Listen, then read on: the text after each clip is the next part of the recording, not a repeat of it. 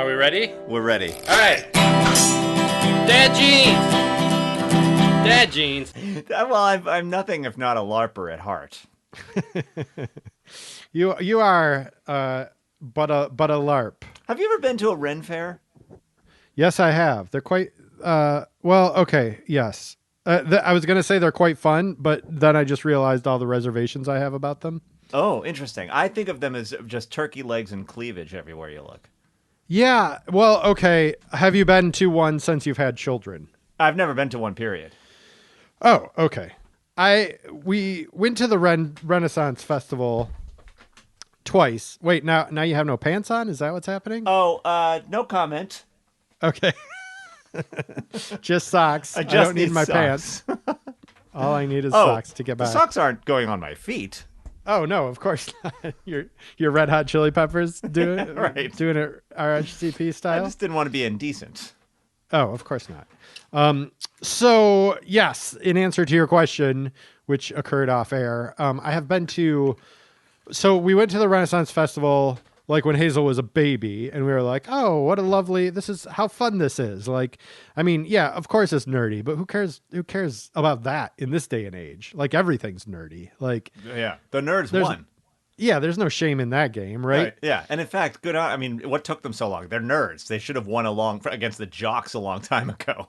Well, they certainly didn't win in Washington D.C., but yeah, that's TBD.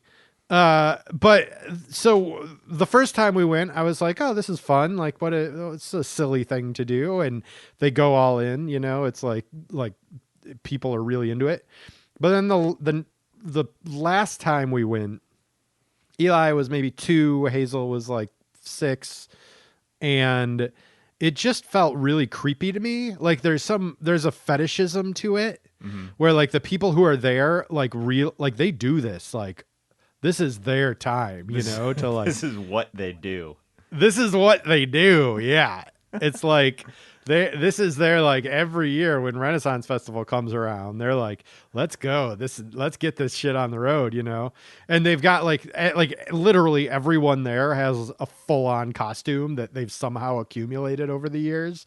Like, I guess from other Renaissance festivals, but are there people like with black executioner hoods and no shirt, but like brown pants, buckle boots, and a giant sword with blood on it because they cut people's heads off? Oh, there's definitely like creepy ass shit like that, and like they're just drunk all day long, and it's like they're like playing at being like medieval creeps, So it's like my friend's daughter has red hair, and some like grown men were like, "Hey, Red, why don't you come over here?" And like just being really grody. I'm like, she's like a 7-year-old girl. Oh my God. God.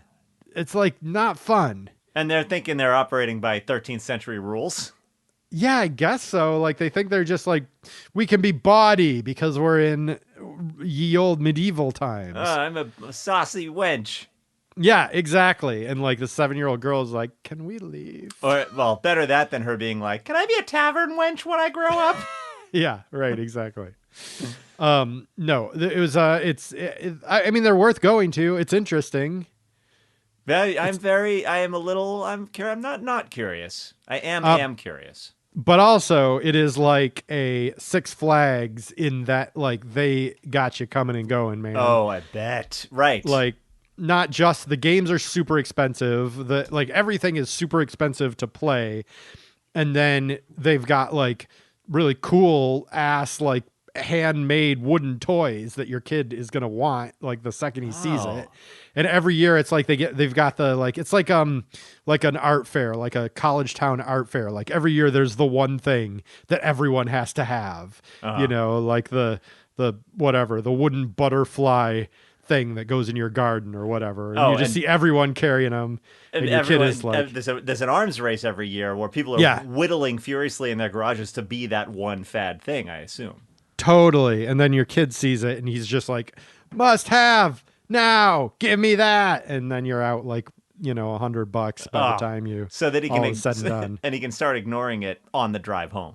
Exactly. Yes. Immediately can ignore it. Or immediately there will be something that just isn't, like, oh, I wanted the one that had the black powder on it instead of the white powder or whatever. I don't even know what I'm describing right now. I can't believe it. So I guess I think in my mind, since I've never been to one of these things, I figured it was just jousting and walking around to the sounds of lutes and eating turkey legs. But I didn't realize it was like a carnival where there are games and crap you can buy. That's crazy.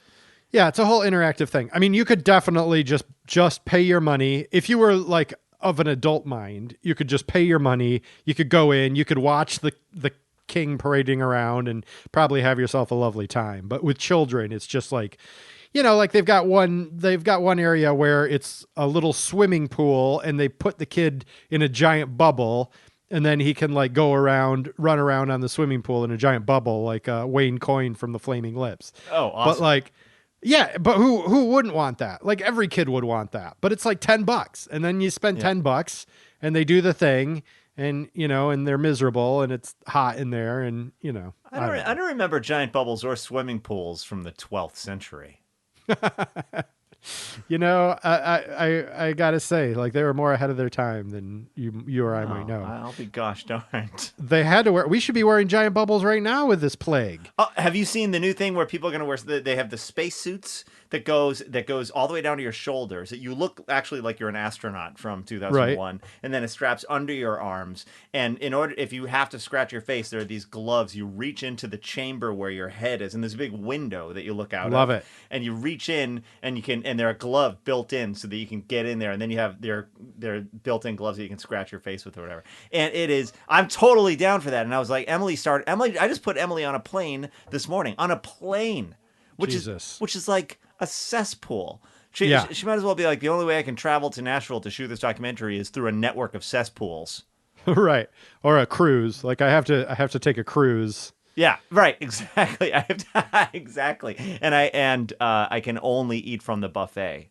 Right. Yeah. Yeah. And so I wanted her to be wearing one of these spacesuits, which was like just came out, and she was like, I got an N95 mask from my brother. And so I'm like, okay. I mean, okay. And then she took it out. It's just like a piece of paper on her face. And sure, I guess that's what doctors do. But I don't know, man. Not with like,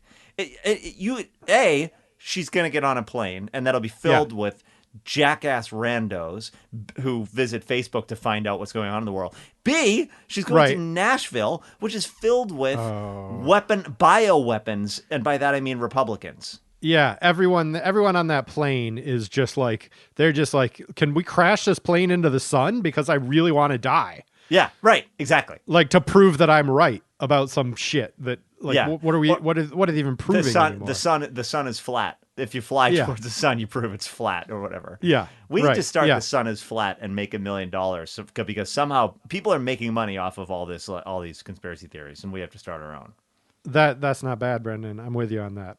Yeah. Can we introduce ourselves to the people? Why not? My name is Jeffrey Dinsmore. I'm an Aries.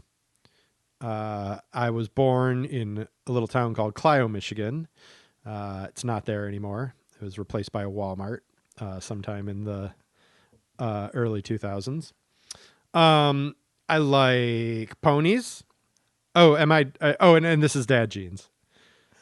Should I keep going? I was finding out so much about you. Okay. My name is Brendan Hughes. Yes. I'm a Virgo, but I only seem to ever befriend or hang out with Aries for some reason. Is that the case? It's the case. You rams. I just love. I love getting my nuts rammed by you people. Love getting rammed. That's what I'm a nut rammer.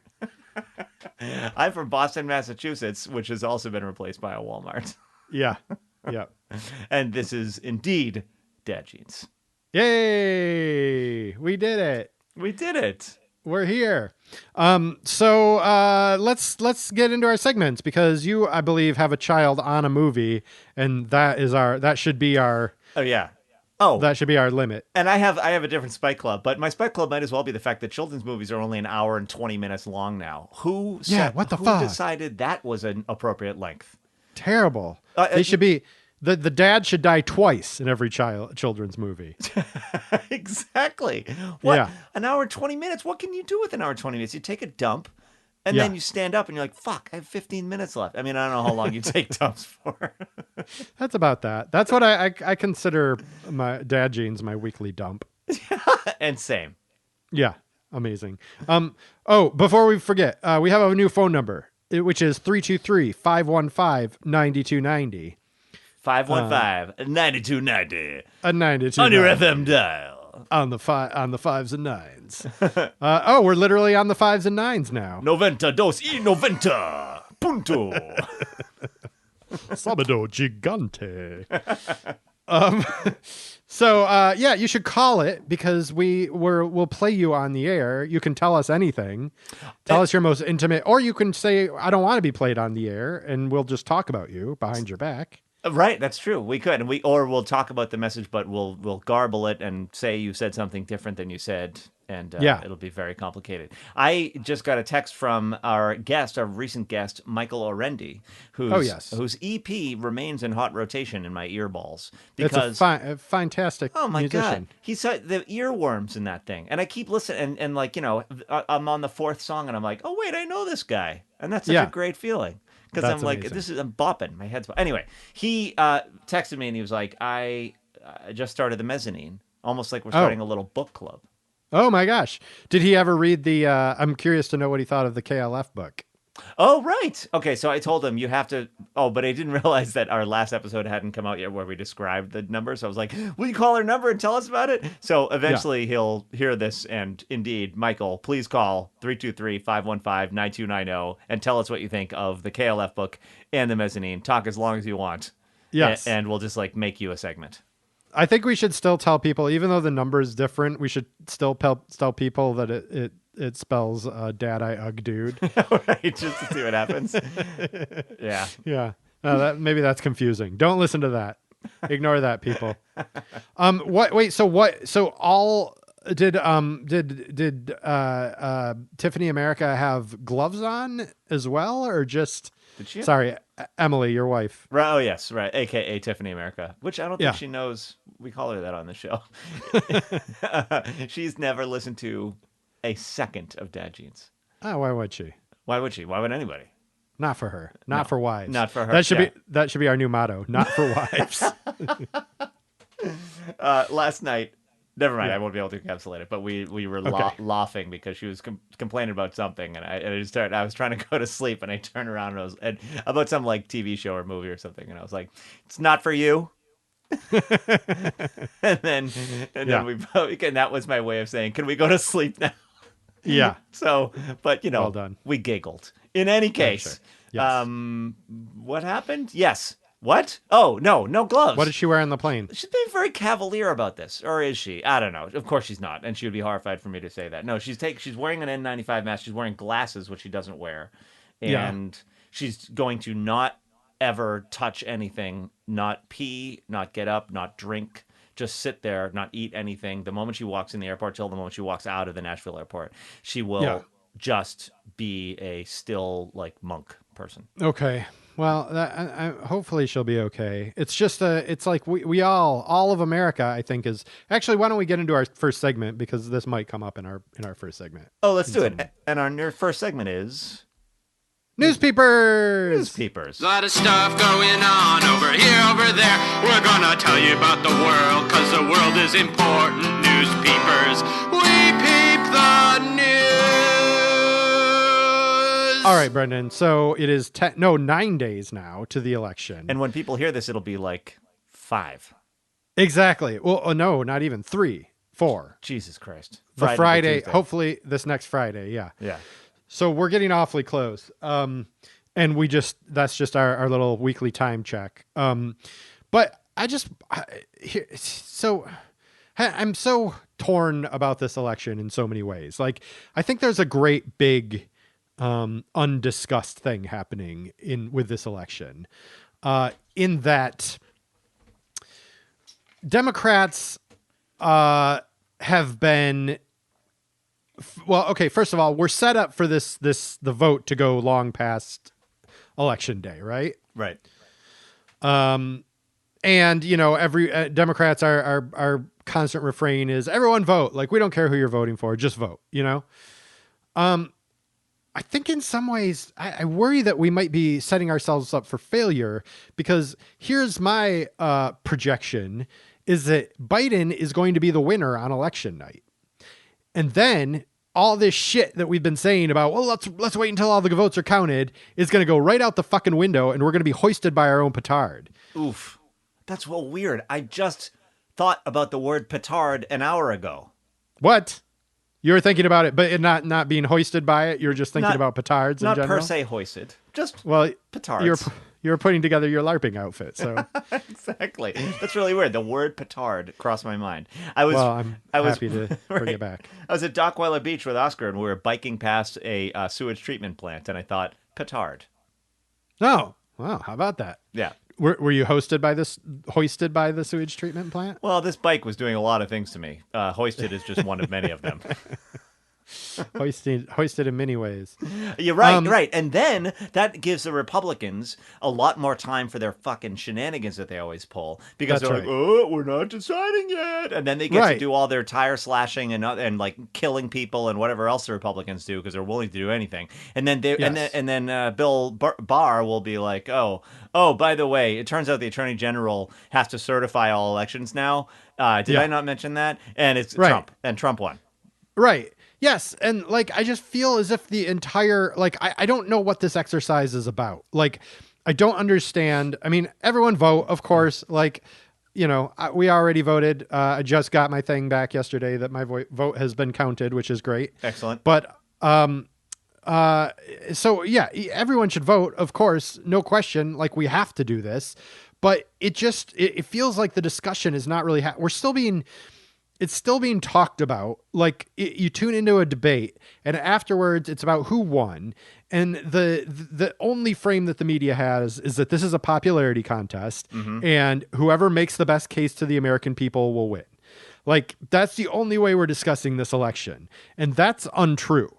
We already know from all of the information, all of the scientific evidence that we have, that Joe Biden is the most popular candidate. Absolutely. Joe Biden has won the contest. Donald Trump has a less than 1% chance of winning the popular vote. Yeah. I mean, it's not even feasible that he will win the popular vote. Right. To me, if Hillary Clinton won the popular vote, then Joe Biden will win the fucking popular vote. Right. Exactly. Like, so that question is not.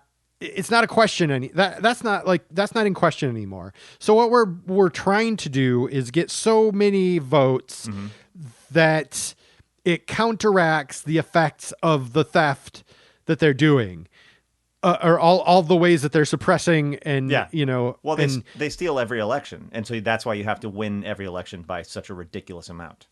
Exactly, but I don't understand why we just accept that. Like, why is that? Why is that the bar? That's like the ground floor right there. Right. Is that we have to get past all that theft. And like, it's just, we've already lost the country if that's what we're doing. You know what I mean? Yes. Yes. like we should be able to win by one vote. Yes. That's what democracy is. We win by one vote. Yeah.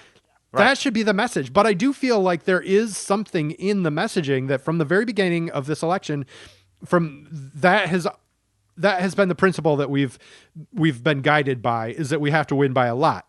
What if at the very, very beginning, people were like, Democrats were like, nope, one vote is still a victory. Yeah. One vote is still a victory. One vote is still a victory. One vote is still a victory. What if we just rhetorically reclaimed fucking democracy instead of just accepting that it has been stolen from us? Yes. Sharing this country with Republicans is like having an uncle who is a child molester. Yeah, there you go. So you're like, oh, Uncle. I'm excited to see where this goes. Yeah. Okay. Because you're like, oh, Uncle Jerome is going to be at the reunion this year. Ooh. Oh, shit. Okay, so kids, we can't tell them directly. Kids, listen. Uncle Jerome loves hugs, but he has poison ivy, and he's not allowed to tell anybody he has poison ivy. So if you hug him, he has to go to the hospital. And he likes to play a game where he's going to run and try and hug you. And you have to be like, no, Uncle Jerome. And if he tries to hug you, tell me, and I will gossip with my other cousins about it. Wow, that is a perfect analogy. Thank you. That is yes. And it's All like right, no one's gonna like challenge him directly and be like, "Hey, what if you didn't hug my fucking child?" Because Yeah. you know what I mean. And no Yes. one, and he's never gonna like. Everyone's just like, "Well, that's Uncle Jerome. That's Right. the hand we were dealt, and we have to share our country with him." Yes. Yeah. No, they are all, and then Jerome is like. Will accuse everyone else. Hey, aren't you hugging that kid too long? Like Pizzagate, you know what I mean? Right, And right, it's like, right. no, Uncle Jerome, you're the fucking problem. Yes. Yes. 40% of the country is your pedophile uncle. That is so well. That is so well. Well stated. And we're all pretending it's normal and fine. Yeah. Because he's in the family and because his like mother gave us toys or whatever. Right. Mustn't upset creepy Uncle Gary or whatever his name is. Yeah. No. Yeah. Whatever you just said. Oh, yeah. Jerome. Oh yeah. Sorry. Jerome is much better actually. Mustn't upset creepy Uncle Jerome. If you go back on the tape, you'll hear me looking for the name as I'm about to say it. Amazing. I prefer Uncle Jerome. Yeah. Wow, that is so true. Yes, and we're just like out of politesse, we're letting them molest us. Right. Is that like largesse? I guess. Yeah, something like that. Did you make it up or is that a real word? I think it's a real word. It's kind of like that whole Tennessee Williams style of language, like a kind of a Louisiana. I think that's Southern Gothic. Oh yeah, noblesse oblige, like all these kind of terms. Is politesse yeah. one of these? It's formal politeness or etiquette. Yeah, politesse. Yeah. Politesse. Oh. Politis. Oui. Politis? I've got politis. I've got a little case of politis. The entire Democratic Party has politis, and it's our fucking problem. That is true. We are the politest sufferers you've ever met. The Democratic Party. I read all these articles now where it's like, what if we had the White House and both houses of Congress? And then immediately it's like, well, a lot of Democratic operatives are like, we're going to have to take it slow and be cautious, which means then what we're going to have to do is actually abduct them because this is our one chance. And so we might as well ram through anything we might actually want in these 2 years if this actually happens.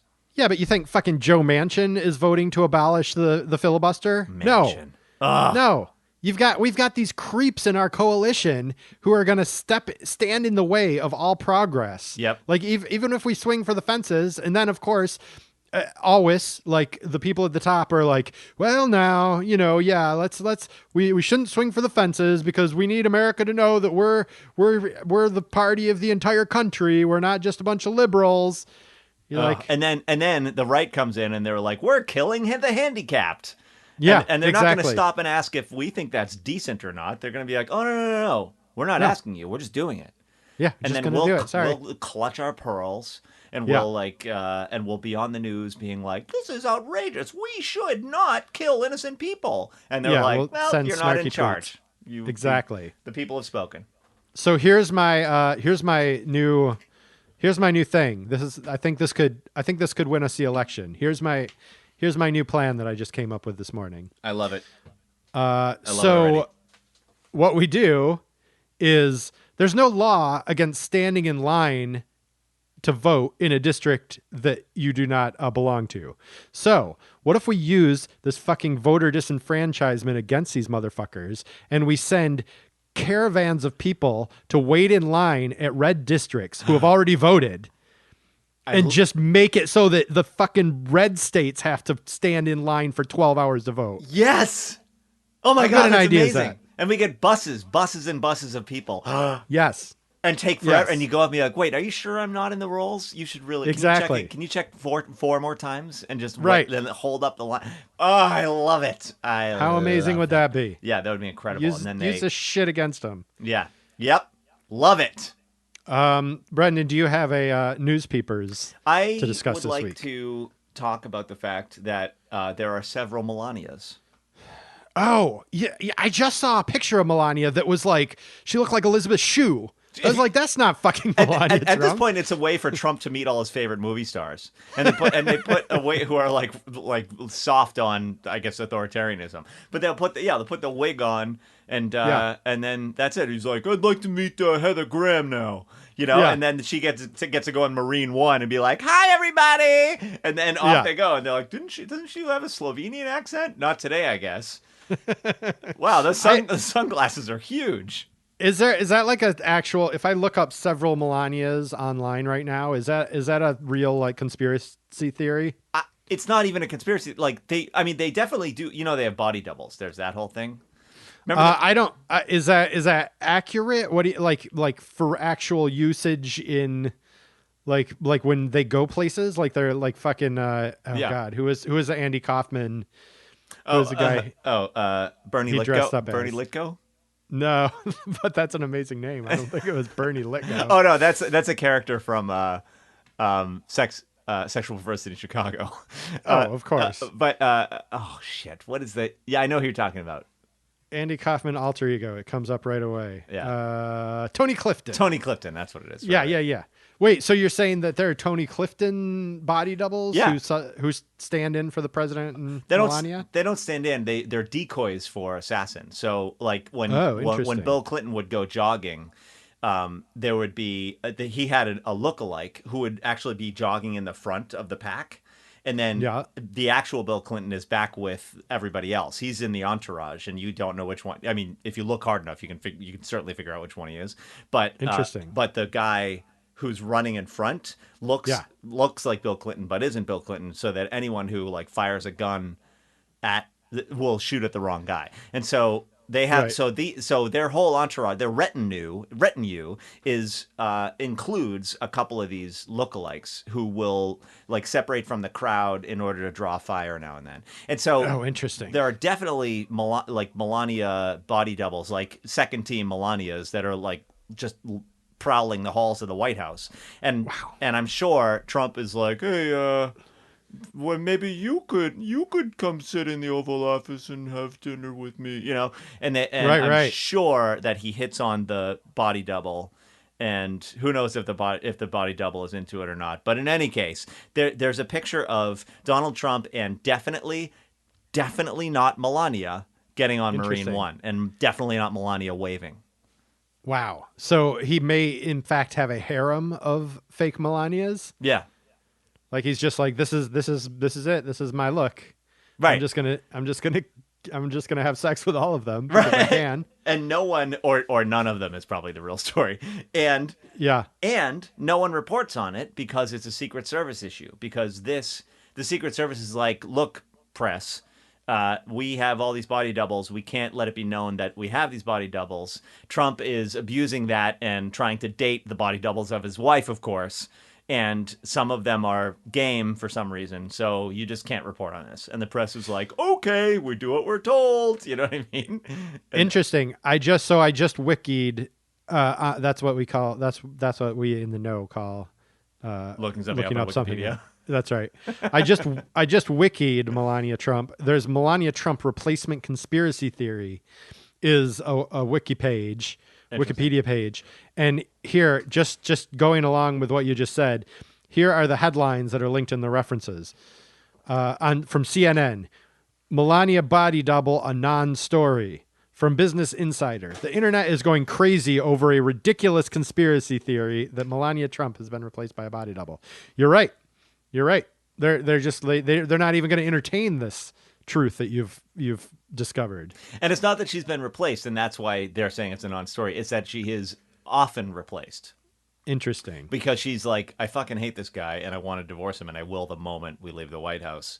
And so sometimes she won't come out of her bedroom. Like, there's no question about that. Yeah, if they're movie stars who are sitting and they're on their lunch break, or like TV stars or whatever, and they just don't come out of their trailer because they want to punish like the showrunner or something, which happens all the time. And they're like, I'm going to sit here for an extra hour, and the little base camp PA won't be able to get me out because they're a PA, and I am, Gina Lollobrigida, or I'm Charles Nelson Riley, or whatever.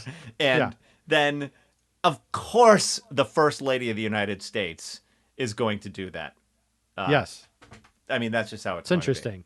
That's so true. And and she hates everything about him. And like, did you see the hand when she dropped his hand after the debate, or like shoved it away? Oh, excellent. I did not see that. But she's always doing that kind of thing. Yeah. So there's no love lost there. That's for damn sure.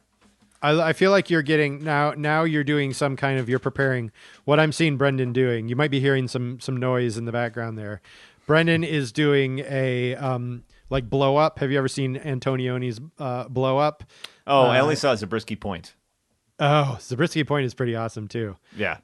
But yeah, blow up. He just finds this, like, thinks he sees this murder in a frame of film, and then he keeps blowing it up further and further. And like, I thought you were just now like assembling your footage that you were going to show me the Melania. Oh yeah, right. I've been cross-referencing jaw lines. Right. Yeah. Yeah. Exactly. I Yeah. hate conspiracy theories, and conspiracy theories are absolutely tearing this country apart. But this one might be true.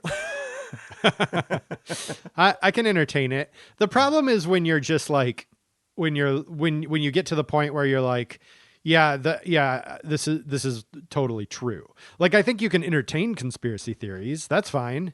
Yeah. Oh yeah. But then I guess I just have to remain skeptical. As a human exactly. being. Meanwhile, Exactly. have you watched the Borat movie yet? Yes, we watched it on Friday. I thought I was going to split in half when they were at that talking to the pastor about the fact that she swallowed the baby. Oh God, yeah, that was amazing. The debutante ball was amazing. Oh my God, I thought I was gonna die. I thought I was gonna die of laughter. It was Wow. so fucking great to make him real, like be told in no uncertain terms, this is incest, and he's like, Yeah, yeah. well, the Lord Yeah. planned this, and like is forced to say that, and it's like, yeah, you fucking idiot. Oh, so fabulous. So in any case, they had all these deleted scenes, which you may or may not be aware of, in which the daughter, after she splits off from him, falls in real life with an OAN reporter who is a White House correspondent, gets into the White House and has a conversation with Donald Trump Jr. I saw a clip of that, but it was just like the handshake line. Like, was there an actual interview that we're missing? Oh, that I don't know. But what I know Okay. is that she got right up to the family, got right into the past the White House, because this family is so stupid that every spy in the world has at this point shat in the house plants of the White House for fun because they could do it. Yeah, well, this is the thing I don't understand, is that they must be so hackable. Like, does every country in the entire world have every single one of his phone conversations? And if so, why haven't we heard them? Why haven't they been released? That's a great question. Right. Like, you would think, like, I mean, like literally a 10-year-old could like go on YouTube probably and figure out how to hack the White House. Oh, his Twitter password, MAGA 2020 exclamation point. I saw that somewhere, and I didn't see that it was confirmed. But is that's real? Yes. How is that? Somebody How? in another some guy in Finland or Like whatever, Sweden, yeah. just guessed his password on Twitter, logged into Twitter and guessed his password, and his password was MAGA 2020 exclamation point. Yeah. What? Yeah. Yeah. What? What? What? They are How- so how? stupid. They're so stupid. And Well, they people, think- we in this country worship quote unquote successful business people, even though he's not actually a successful business person. And Right. we think that, I mean, there's so, every time you work in a big corporation, the people in the fucking vice, because of the Peter principle, the people in the because people will keep being promoted to get them to get them to stop creating harm, or they keep being promoted until they stop excelling. That's what it is. Now I remember. Right. Peter So principle is and so everyone, the further you rise to the top, the more of a fucking idiot you are. Yes. And that these- makes him the least incompetent, Yes. least competent person in the entire country. We can never, ever have presidents who are businessmen and executives because because the shit rises to the top in business. And like the higher you are in the organization, the more of a fucking idiot you are in business. And so why this country is so in love with those fucking idiots, I have no idea. They are the first person we eat when shit goes sideways. Absolutely. Well, because also, I've been talking about this at work this week, that like, my people are not fucking idiots at work. Let me just say that. But the people who rise to the top are not the smartest or the most competent. They're the most decisive. Ah, And to be decisive, all you need is an opinion. right. And everyone's got those. Everyone's got those. And if you never question your opinion, then you are an idiot. And so therefore, like the people at the top are all universally idiots. Yeah. Yes. Yes. Right? Yes. That's And it. maybe you're Warren Buffett. Maybe he's kind of smart, but he has the ability to read idiots. Will you please write a Medium article about the fact that we can't have businessmen as presidents anymore? Sure. Why must I do it? Can you do it? I mean, I could, but I won't because I don't have any follow through as a person. Yeah, that's fair. How about I write it and I just put your name on it? Oh, that sounds fine. Fantastic. Can I do an exclamation point pass? Yeah. Okay. A MAGA 2020 exclamation point pass. Yeah, exactly. Speaking of Brendan, I did not write 1,000 words this week, but I wrote probably 800. I'm very proud of you for that. Where are my 200? I'm sorry. I've still got a day. I've still got by the end of today. I see. You sound like one of my students at Santa Monica College. Oh, Jesus. I'm just kidding. I'm very proud of you. 800 words on a thing that you were putting off. Is that correct? I've just been, it's just hard to get the time to like sit down and focus, Yeah. you know, like when you got a job. Yeah. Oh, yeah. Speaking of, that's a really great segue into Advise Me, Bro. Oh, let's segue into it. Advise me, bro, cause I just gotta know. I got a motherfucking problem and you gotta show. Advise me, bro. The inventor of the Segway died by segwaying off a cliff. Oh, that's a lie. I've told you before it's a lie. It's an urban legend. Into the ocean. It's an urban legend. Urban legend. Dean Kamen is still with us. He's a fantastic inventor. How did that start? Also invented the stand-up wheelchair. Well, if Good you man. can stand up, why do you need a wheelchair? No, come on. It lifts you to a standing position, you goddamn idiot. Okay. But then you're going to fall over because you're in a wheelchair as a person. Ableist. This is an ableist conversation, and I won't participate in it. Did you know I went to preschool with all handicapped kids? That makes sense. That explains a lot. I did not know that actually. That's never come up. That must have come up at some point in these 5 years. It may have, but do tell why. Oh, sorry. Excuse me. 6 years. We've been doing this for 6 years. Jesus, more than any relationship I've ever had in my life. Yeah, me too. Including my wife. Wait. So my parents didn't have a pot to piss in. My dad made political slideshows for a living after he left the freaking priesthood, which involves a vow of poverty. And they found this place called the Massachusetts Hospital School, which was in the next town, and it was where young people of different abilities learned how to cope and coping strategies and strategies for life and all kind of stuff. So if you were in a wheelchair or deaf or something, you would go to this special school where they would give you like ways to do stuff. But the special school had reserved a couple of spots for kids who were just averagely abled and with whom nothing was necessarily out of whack, shall we say. And and my parents ferreted this out. And so for my preschool, I hung out at this Bailey's Beginning Center. And it was really cool. Like, it was really amazing. I mostly hung out with the deaf kids and even maybe had some sign language back then. Interesting. Yeah. So were you ignored because everyone else had much more pressing needs than you? That's a fantastic question.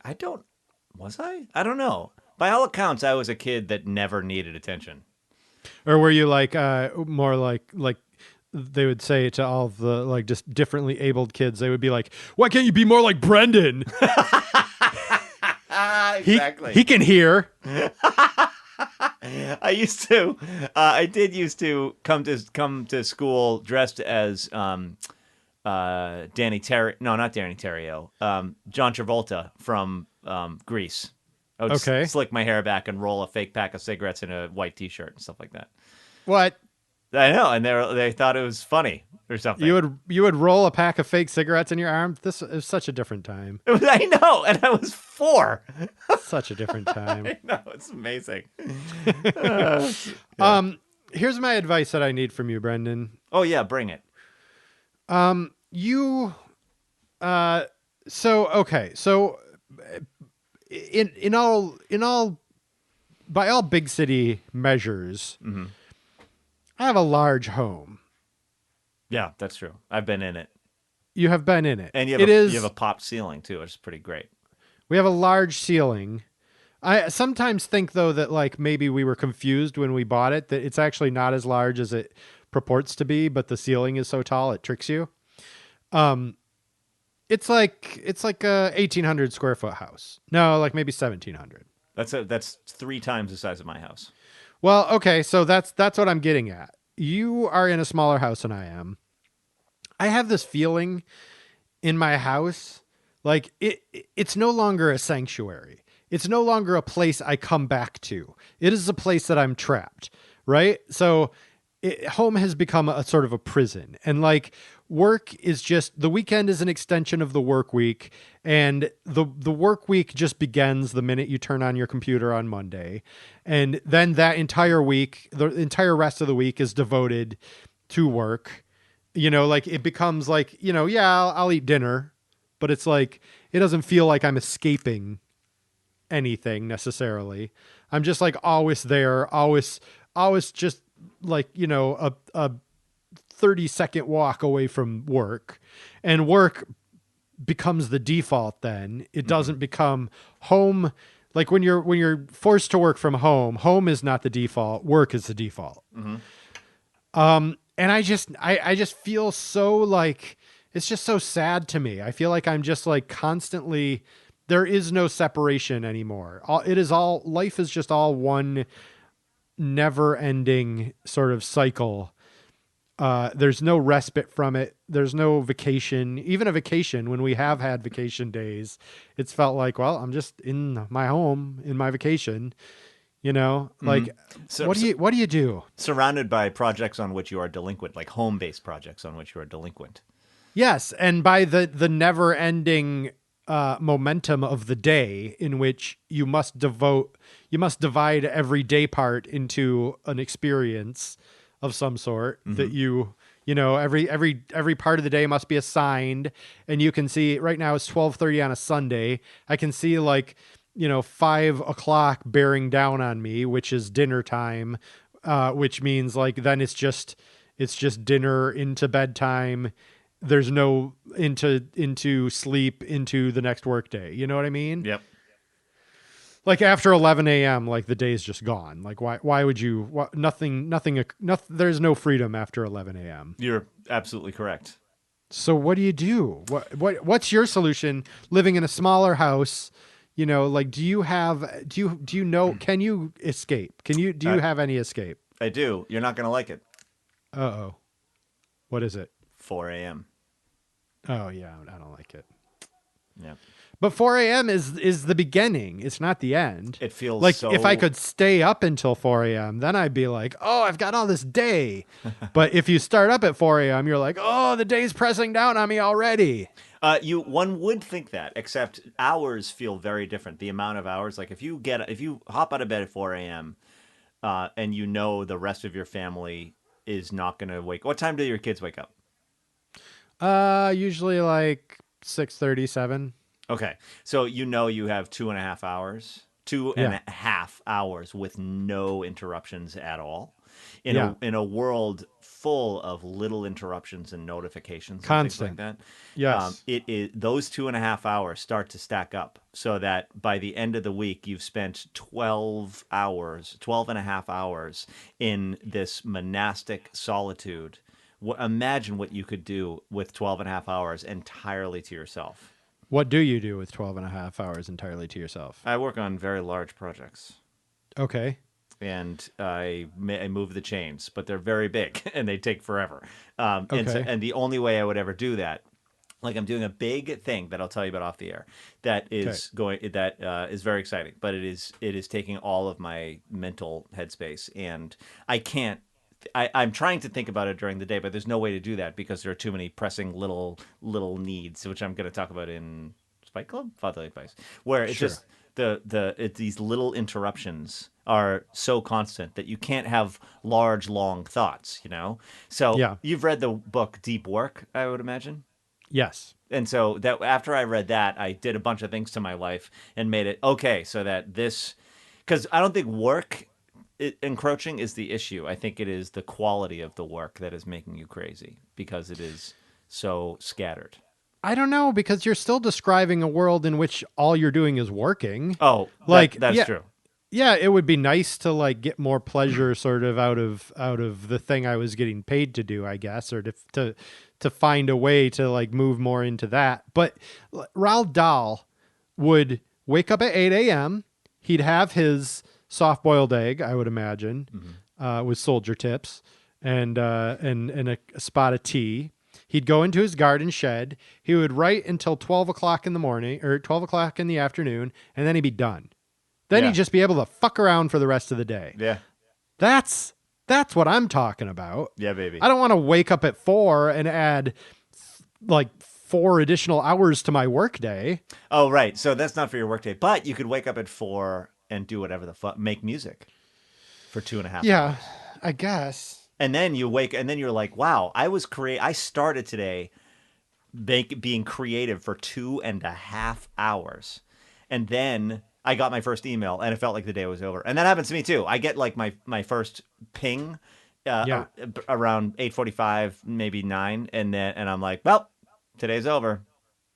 Yeah, but then you have the wherewithal to spend the next 8 to 10 hours just doing the bullshit that you're getting pinged about. Because the box that was checked so early in the morning was so significant and was such a huge thing that I would never be able to get done in the regular day. So you could come out with an EP with 12.5 hours of your life back every week. You could come out with an EP in 2 months. Yeah, I know. It sounds like a misery to me. It just sounds like, I mean, thank you for offering your advice. I reject it. I just, you know what? I like spontaneity. I like not having a planned day. Like that's something that, and we may just be different in this respect. Like Sarah does not feel good unless she has a plan. Uh-huh. And I'm exactly the opposite. I like to just see where the day takes me. Oh, sure. And yeah. that doesn't occur in COVID times. No. There's no such thing as let's see where the day takes us. Right. Because it's just going to take you someplace you don't want to be. Right. That's true. So, having lived in both New York and Los Angeles, I found that see where the day takes you works a lot better in New York than it does in LA. Like in LA, it's hard not to have a plan because you have to get in your car and point the hood at something. Yeah. I suppose that's true, but I mean, to be like when we first moved here, it was just so magical, as it always is when you first move someplace. You know, we were like a young couple, and we'd just be like at 2:00 on Friday, we'd say, "Hey, let's go to San Diego for the weekend," and then we just drive down to San Diego and find someplace to stay, and that would be our weekend. Awesome. You know, like that kind of shit is not possible anymore, and maybe that's just having kids. Part of that, but no. It's not necessarily. You could be with the kids. You could be like, hey, let's go to San Diego this weekend, you know? Yeah. But it doesn't happen anymore. And I guess it's COVID is a big part of that. But it's also just like, I don't know, man. It's just like, ugh.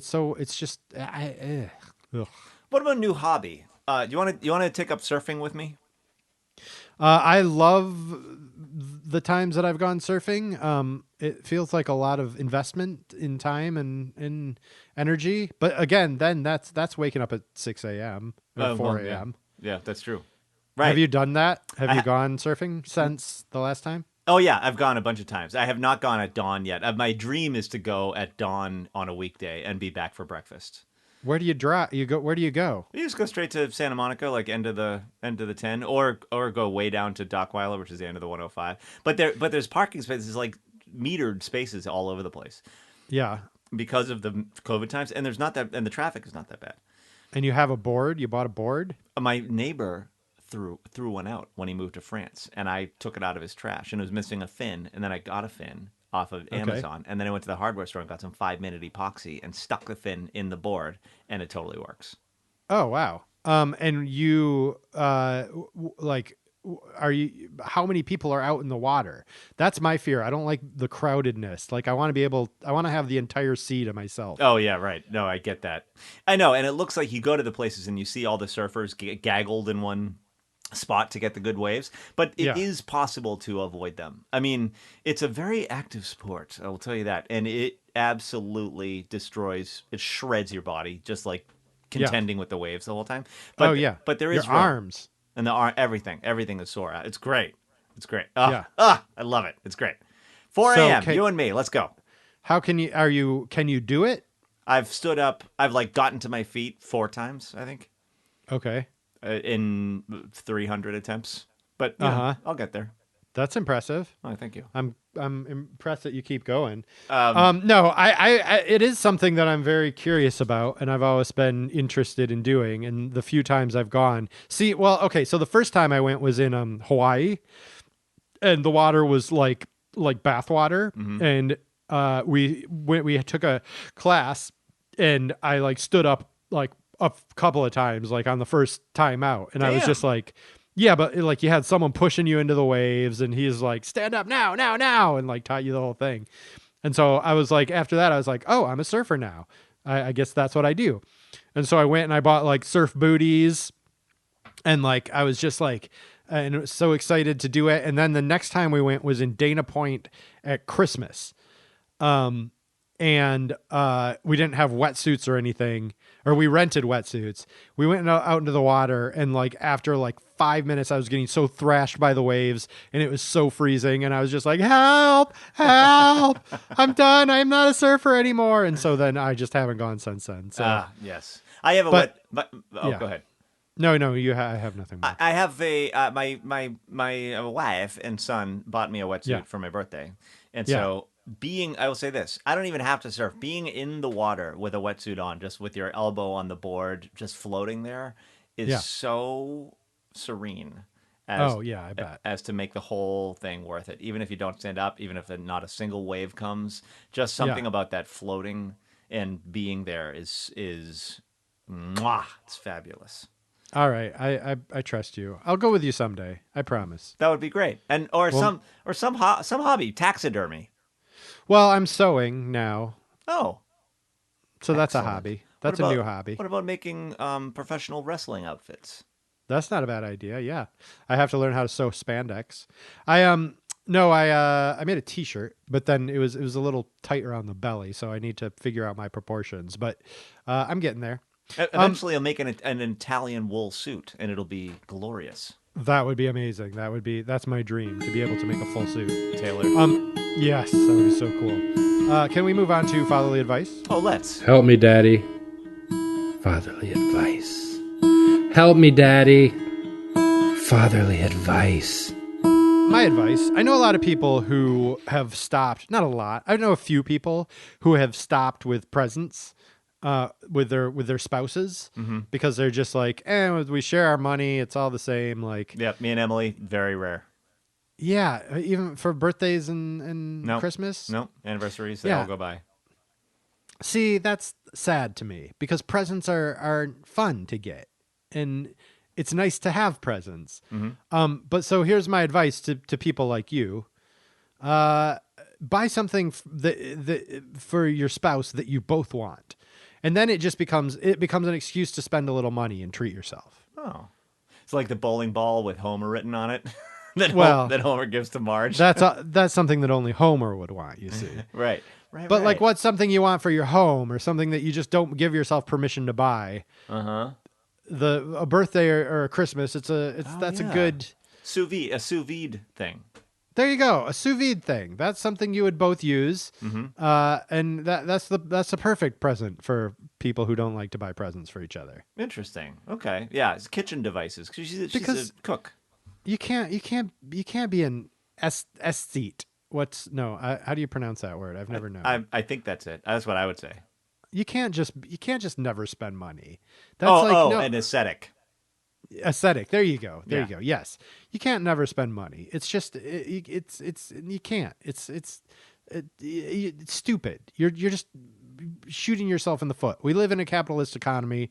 You got to spend money. You're not going to get anything for free. Like you're just like you're denying yourself one of the basic pleasures of life, which is getting a new thing.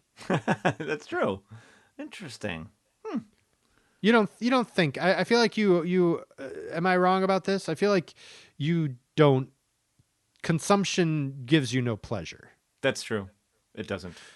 Like, but what about when you get a new thing, a new guitar thing, or a new like, That or is a new like fun electronic thing? right. Do you enjoy that feeling? I have to confess to you, I bought. So I traded in an old iMac, and these Apple people are diabolical because they are like, oh, it is worth exactly the amount of a new iPad. Which was like $370 or something. I bought it for $1,200 4 years ago. It's a piece of shit now. So I was like, have it. And they were like, here's $370. I was like, what? Okay, give me an iPad. So they Right. they get a free turn in that way. You know what I mean? And so, and I got the iPad 3.5 weeks ago, and it still has the cellophane on it. Oh, geez. Okay, but that's fair. But are there not things that you have gotten in your life that you are excited about, or you just like any device, yes. anything in your life you hate? This keyboard. I bought this keyboard for myself for my birthday. This like with like the piano action that sits on my desk. So like all day I twinkle the keys and learn piano while I'm working. Oh, see, that's fun. Yeah, and I love it. Okay, so that gave you pleasure. It gave me pleasure. And I thought about it for 6 months. It was like it sat in my Amazon cart for 6 months. Yeah. And then I was like, fuck it. And I bought it. Okay, so that experience, isn't that an experience you would like to give to yourself a little bit more often? I should. I certainly Or should. is it, or is the denying yourself the experience? That's another good question. All the way to heaven is heaven. Yeah. No, but I think you're good at sacrifice.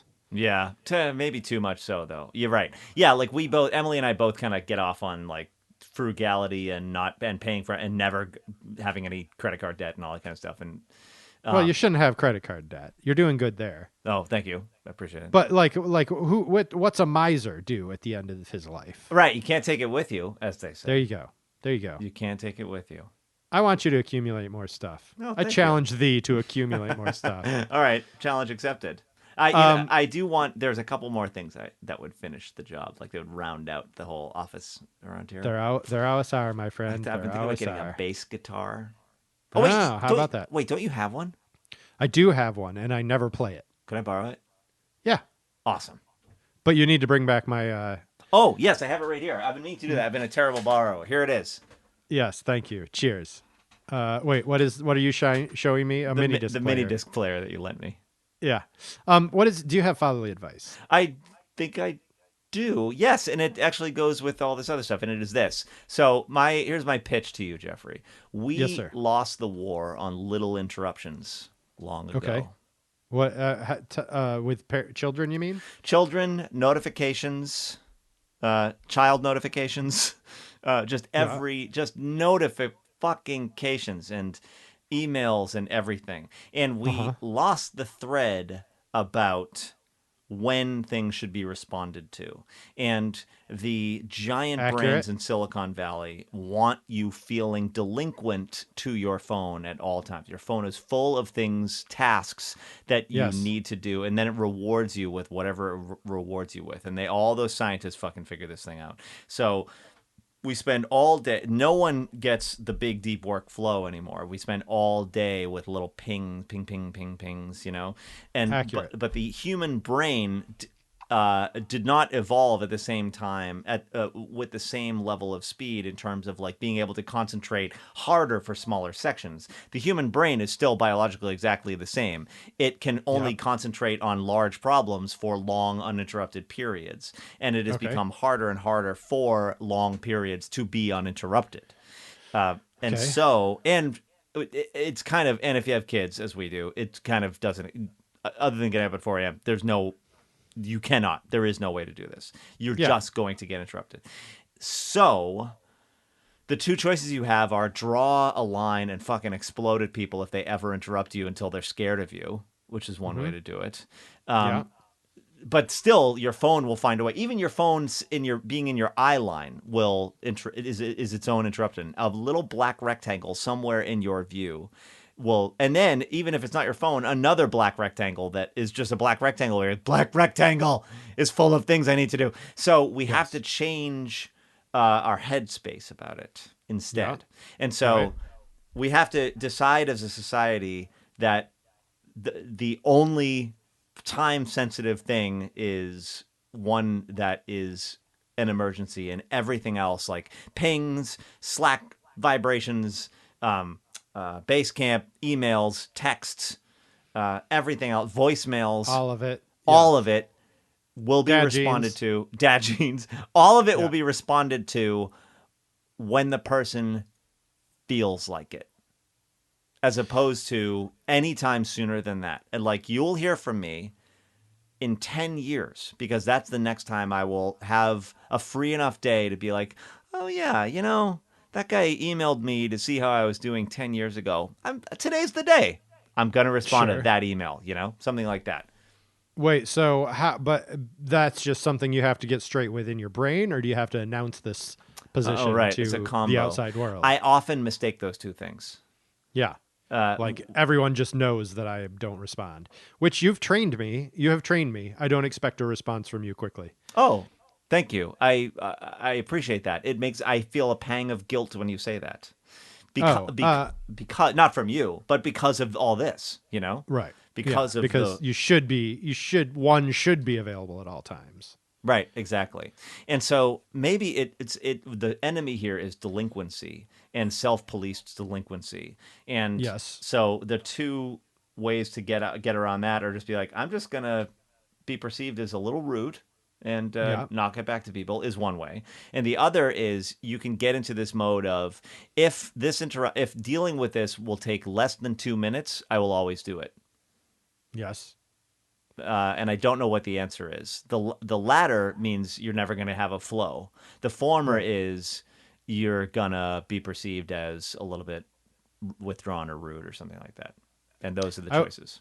I will say that the most successful people I know respond immediately. Same. Yeah. And you're like, oh my God. Yes, right, Yeah. exactly. But then that makes me like feel like a piece of shit because I don't respond immediately. I'm in some middle ground where I'm just like not responding and always feeling guilty about it. Right. And then you're spending all this extra brain sucrose or glucose on the feeling guilty about it. Yesterday, I only know one other person with Meniere's disease. And she happens to be like this big old Hollywood TV director.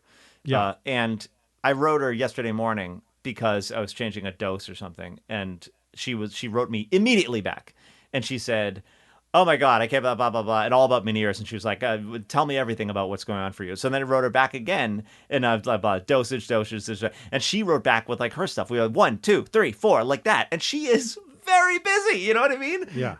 And she's also very successful, and I totally salute that. And from my end of the solicitor of her attention, it was incredibly therapeutic to be able to talk to another Meniere's person yesterday, and. She did me an incredible service, and I am not doing that for other people. This has turned around on me, and now I feel bad about it because Yeah. Wow. Jesus. Like basically, it just sounds like you're an asshole. I am an asshole. I think the advice is, if it's gonna take, that was the original advice, and I'm finally here, but I had to talk my way into it. Yeah. If it's gonna take less than 2 minutes, do it right now. Okay. I like that advice. And if it's going to, and Take then more than 2 minutes, put it off. yeah, and then you can get rid of all the nagging guilty stuff, but also it only takes 2 minutes, and be able somehow to suspend your focus. You'd be like, suspending focus, 2 minutes, 2 minutes, 2 minutes, and I'm back where I was. Off we go. And figure out how to do that. I wish I was better at it. I mean, I just feel like with work, we have now changed the way we work, and no matter how well intentioned your company is, we're just being carried along the waves of capitalism, you know? Yep. Like we've discussed many times at my office having meeting free Wednesdays. Wednesday is a day when you just work all day. Never has happened. So someone has to be the Joan of Arc on that one. Yeah, it just has to be like, sorry, we don't do that anymore.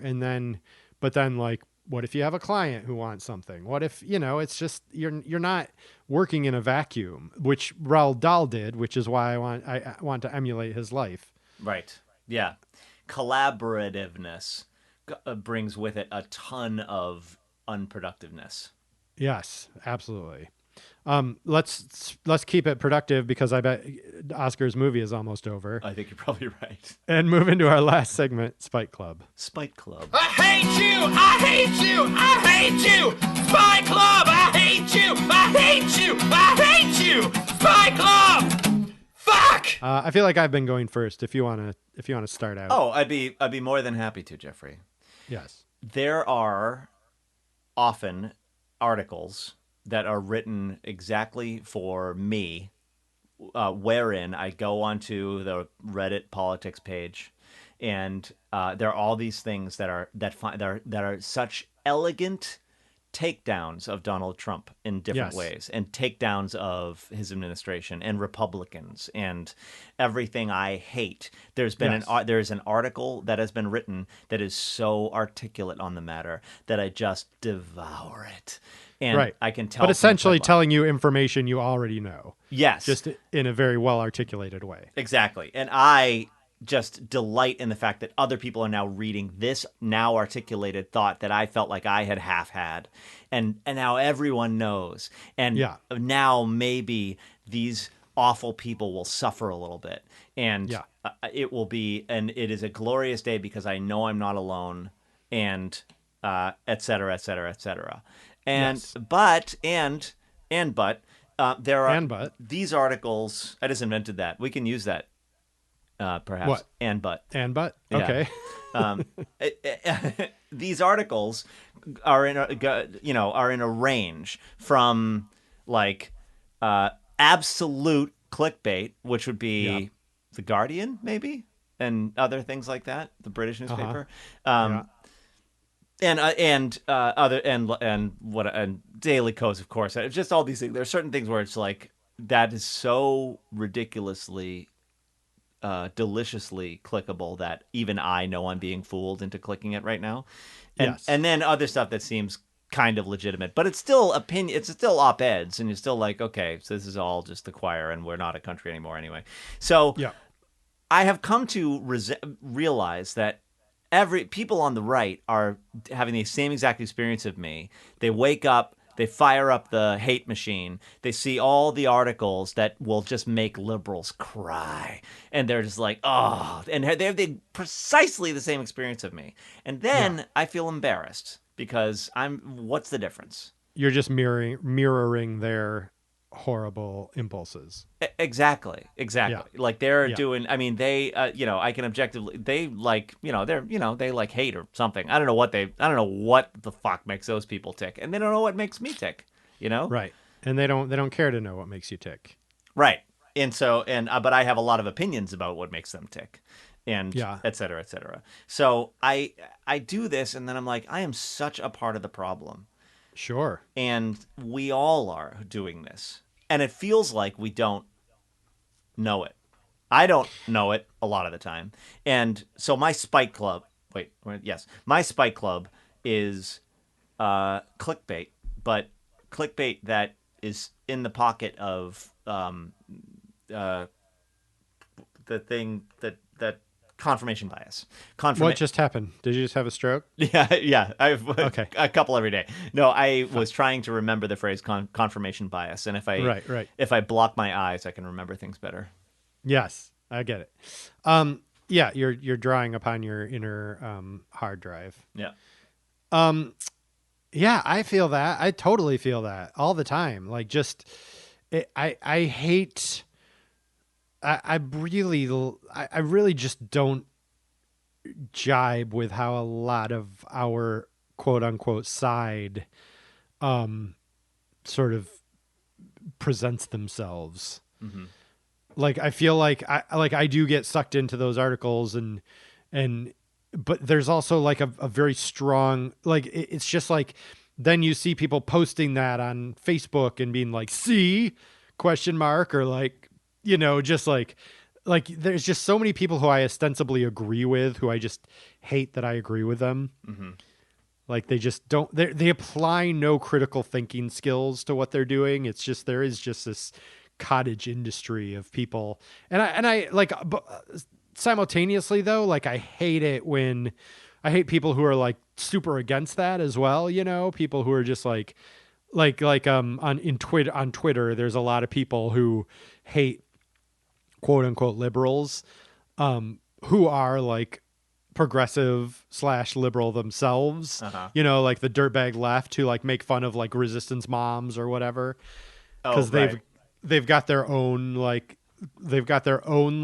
sort of sheeple thing that they're following. Like, I think it's just being part of a group. Like, I just don't like being part of a group, and when I feel like I'm in this group and I'm being targeted to, I'm just like, ugh, I hate myself like for being part of that, Yeah, and the purity testing of it all, and just the blah. Yeah, and especially when you recognize that like this is 90% of the media now, and I haven't read a single article about what happened to all of the people at the rallies or working at the White House who caught COVID. Like, right, where there's no, I want to read investigative journalism. Yeah. Like, I want to know what happened. I want to know how he ended up like having a military parade for himself on the 4th of July. Like, all this shit that we've just forgotten about. What were the repercussions of him sending U.S. troops to stop a caravan that didn't exist? Like, all this shit that's just faded into the woodwork. Yeah. But like every day I could tell you exactly what happened on The View that morning. Right. Even though I don't watch The View. Yeah. Like, just by reading articles about The View. Yes. And all these people are leaking. There are leaks from the White House and leaks from Senate offices and Congress, and it's all a circus because they strategically leak certain things at certain times, and then their headlines, and what it comes down to, really, honestly, and no one talks about it, is headlines. Because the headlines are where most people get most of their information. Most people don't stop and read every article, but they see the aggregation of headlines and they get the tone of the day. And headlines are extremely problematic and are the thing itself that is ripping our country apart more than anything else. Oh, I would totally agree with that. Yeah. I mean, a headline is essentially a tweet. Yeah. Like, without like the length. Like, it's like, it's like if Twitter were only 20 characters long, that would be like how you get all of your news. Yeah, right. Like, right. Yeah. Amy Coney Barrett sees death penalty for abortion in some cases. Yeah, there you go. Wait, is that an additional thing, or are you giving me a headline? I'm giving you a headline. Oh, okay. But I'm angry. It made me angry. Yeah. Just hearing that headline. Yeah, sure. Exactly. Now I'm riled up about my Spite Club, which is something I actually love, but I hate that I love it. It's similar to yours, actually. Like, you love the clickbait articles, but you hate that you love them. Yeah. Mine is the Container Store, which is this is a store. Do you know? Have you been to a Container Store, Brendan? As a Virgo, if I go into those places, I just rip my clothes off and start like having sex with things because I'm so in love with it. I can't go in those places. Exactly. I love organization, and I go into these stores. But like, what I realized, we went to the Container Store yesterday, because we wanted to get like some shelves for our kids' rooms to put their art supplies on, which we didn't find, but of course we found a bunch of other things. And what I decided I dislike about the Container Store and stores like this is that they're selling aspiration. They're selling a better you that you probably won't ever live up to. Yep. Like, you go into a Container Store and you're just like, oh, if I had this and I had this and I had this, then I would be so much better and my life would be so much more organized and I would be my fully realized self. Mm-hmm. But it's all a fucking trick. Yes, it is a trick, because every little stapler container, like this is going to be on the wall, and it'll always have our stapler in it. So what you're actually buying, what you're surrendering to buy it is money, A, but B, the amount of times over and over again that you will grab the stapler and put it back there, and then the slow feeling of failure that will build as the stapler eventually never is in it again. But all that time spent is time that takes your life away. Each one of those containers and those systems is your future you being indebted to it time wise. Yes, absolutely. And like somehow you trick yourself into thinking like, okay, so now I will have the routine in my life where I put the stapler back in the stapler cozy like every time, and that's going to clear up the rest of my day for all the other things that I want to accomplish. Right. Which gets back to your fatherly advice, is that like that's the lie, like maybe we just need to find more day, which is what you've been able to do. Yeah, exactly. And that you will feel now delinquent. I think all of business is making people feel delinquent about that fucking stapler. Every time you see the stapler not in its cozy, you'll feel like more and more of a failure. Yeah, and then it's like you can't ever like how are you ever going to accomplish the big things in life if you can't even put the stapler back in the fucking stapler cozy? Yes. How can we monetize the flat sun theory and make people feel delinquent? Because then we'll be rich. That's a good idea. I think I think we need to do that. Yeah.